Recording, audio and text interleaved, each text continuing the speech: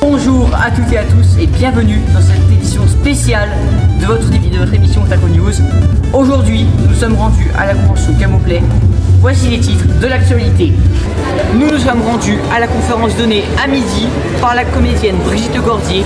Nous avons également testé tous les jeux vidéo d'arcade proposés par l'association Arcade Légende. De quoi raviver les souvenirs chez nos parents. Enfin, en fin d'émission, nous reviendrons en détail sur les chiffres de la convention. Comme tous les ans, une entreprise de jeux d'arcade, comme dans les années 80-90, nommée Arcade Légende, est venue à la Camoplay. Nous avons testé avec mon équipe ces jeux vidéo de l'époque de nos parents. Regardez ce reportage.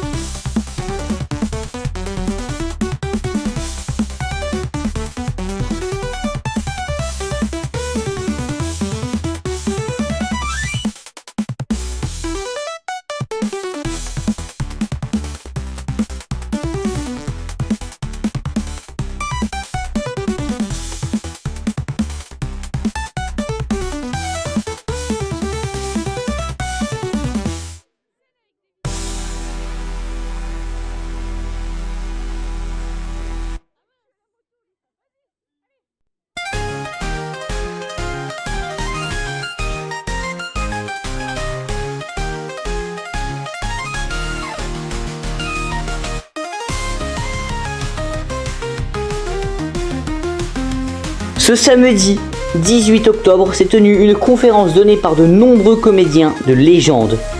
Plus précisément Brigitte Lecordier, Tom Trouffier, Pierre Tessier, Adrien Antoine, Alexandre Gillet et Pierre-Alain de Garrigues. Voici quelques extraits de la conférence venant du compte Instagram de la Camoplay et de nos caméras. Regardez. Allez-y tout le monde pour faire le caméra, levez-vous, prenez-vous de la place. Allez, levez-vous qu'on vous voit quand même. On se fait tous taguer, hein, on vous connaît tous. Comment on fait, Ruby? Comme ça? Ouais, bah, comme ça. On le fait tous ensemble? Tous ensemble. Si tu vas là, tu peux nous prendre tous avec le public. Vous voulez être sur les réseaux? Ça vous va? Vous êtes gourmands, hein? Alors attention. Allez, on se met en place. Attention. Attends, par là. On se retourne. Attention. Alors attention. Merci à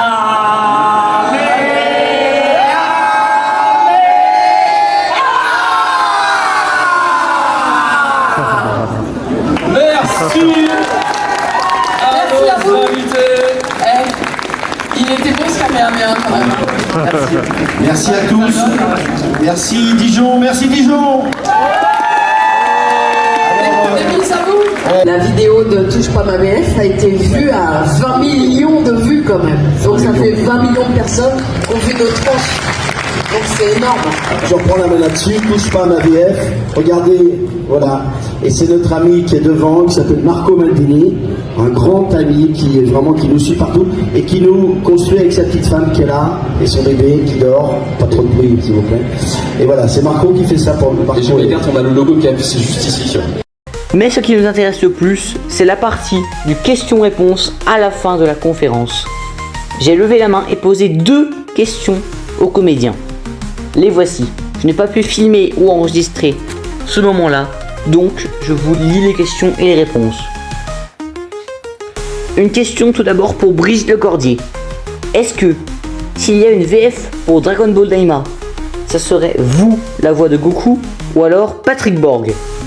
Brigitte Lecordier m'a répondu, je vous mets uniquement les phrases qui nous intéresse parce que ça va être long sinon.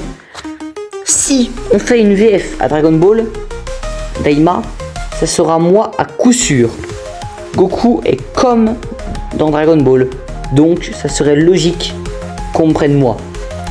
Patrick ne pourrait pas faire une voix d'enfant. Je te confie que c'est vraiment pas certain qu'on fasse une VF à Daima. Moi maintenant, une question pour tout le monde maintenant. Parmi tous les rôles que vous avez interprétés, lequel avez-vous préféré? Bon, là je vous mets pas les réponses complètes, sinon ça va durer 5 minutes de plus que prévu. Ça va être trop long. Donc, je vais vous les résumer. Sur les 5 comédiens, sur les 6 pardon, aucun n'a de rôle préféré. Tom Troufier déclare, je cite, mon rôle préféré, c'est le prochain que je vais faire. Pierre Tessier, Adrien Antoine, Alexandre Gillet et Pierre-Alain de Garrigues déclarent tous, ou aucun. Je vous propose maintenant d'analyser cette phrase de Brigitte Cordier. Je te confie que c'est vraiment pas certain qu'on fasse une VF à Daima. Pour moi, cette info veut tout dire. Il n'y aura sûrement pas de VF à Dragon Ball Daima. Jamais. Pourquoi me direz-vous? Il y a plusieurs raisons. D'une part, Éric Legrand est décédé. Donc, il n'y a plus de doubleur pour Vegeta et Piccolo. D'autre part, depuis le décès d'Akira Toriyama, il y a une véritable guerre entre tous les ayants droit de la licence Dragon Ball, notamment entre la Shueisha et la Toei. Les chiffres maintenant. La Camoplay 2025, c'est la 5e édition de cette convention lyonnaise. Cette dernière aura duré 2 jours, le samedi 18 et dimanche 19 octobre 2025 de 9h à 19h. Au moment où j'écris, les organisateurs de l'événement viennent de communiquer sur leur Instagram, je cite, « Nous souhaitons adresser nos remerciements sincères aux 7500 visiteurs qui nous ont fait la joie de leur compagnie pendant ce super week-end. Nous tenons aussi à remercier chaleureusement tous les intervenants du salon, nos super invités, exposants et partenaires qui ont travaillé avec notre association pour offrir à Dijon un événement fait avec passion.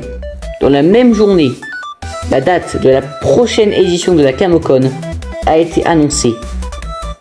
Sortez vos agendas et notez donc les dates du samedi 28 et dimanche 29 mars 2026, toujours au Parc des Expositions de Dijon, en Côte d'Or. J'espère que cet épisode spécial vous aura plu. En tout cas, moi, j'ai adoré le réaliser. C'était Nicolas Camado pour Otaku News. À bientôt!